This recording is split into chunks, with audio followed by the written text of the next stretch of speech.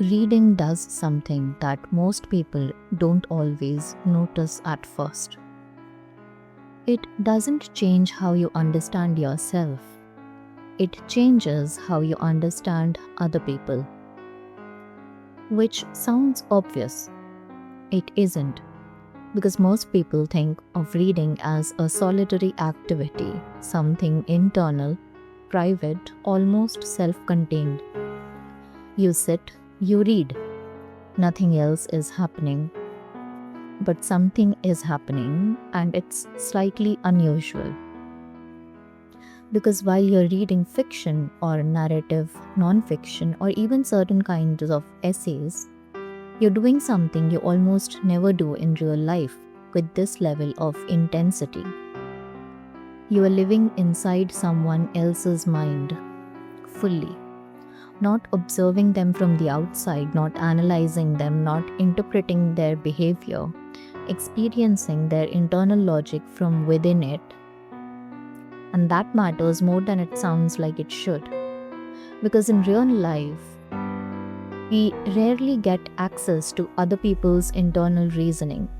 We only get behavior, tone, silence, text messages that are too short or too long depending on the day.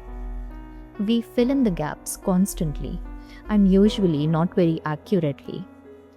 Fiction interrupts that habit. It forces you into a slower, more uncomfortable kind of understanding. You don't get to judge first. You have to inhabit first. That sequence matters. There is a moment in most serious reading experiences where something shifts slightly. You realize you're no longer just watching a character, you're thinking in their rhythm, even if you disagree with them, even if you wouldn't behave like them at all. That is the beginning of what literature does to empathy. Not sentiment, not being nice to people, something more precise. The ability to temporarily suspend your own interpretive framework and operate inside someone else's. In bibliotherapy, we sometimes talk about this as emotional range expansion. Not becoming a different person, but expanding the number of internal positions you can recognize as human. And that has consequences outside books. Because relationships are, at their core, interpretive work. You're constantly trying to understand what someone else means by what they do. Most misunderstandings are not about intent, they are about interpretation gaps. Reading doesn't eliminate those gaps, but it makes you more aware that they exist. There's a subtle difference between those two things. One of the most consistent patterns you see in people who read widely, especially fiction, is not that they become more agreeable, it's that they become slower to assume certainty about other people. Which is not the same thing. It's a kind of hesitation, a useful one.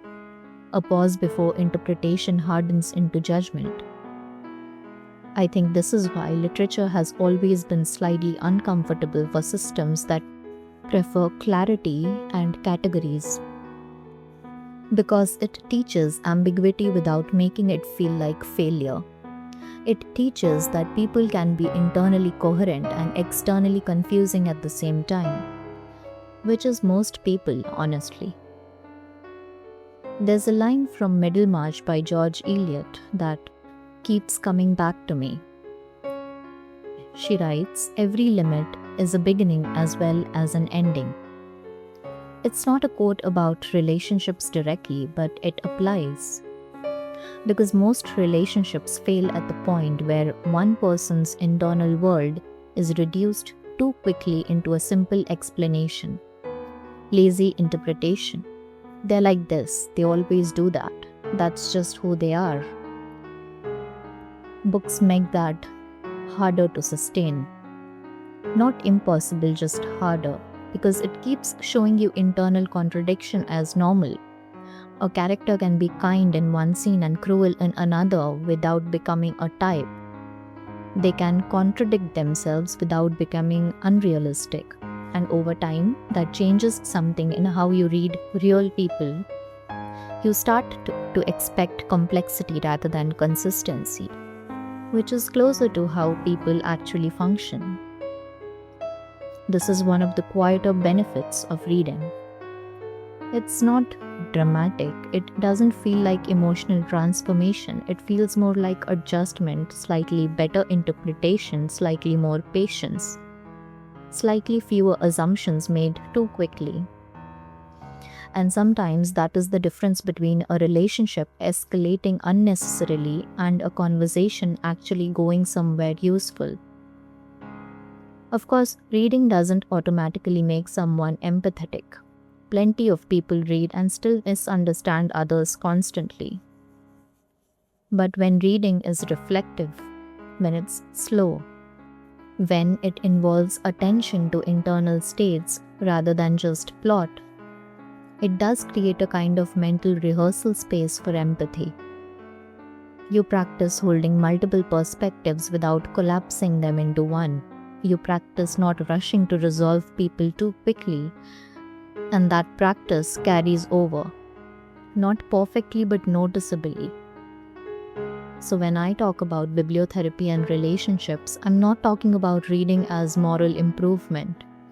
I'm talking about reading as perspective training, as repeated exposure to internal complexity that is not your own.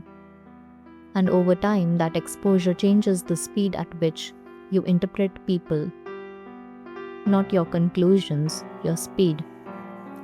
That distinction matters more than it sounds like it should, because most relational damage doesn't come from wrong conclusion. It comes from conclusions made too early. I think that's enough for today.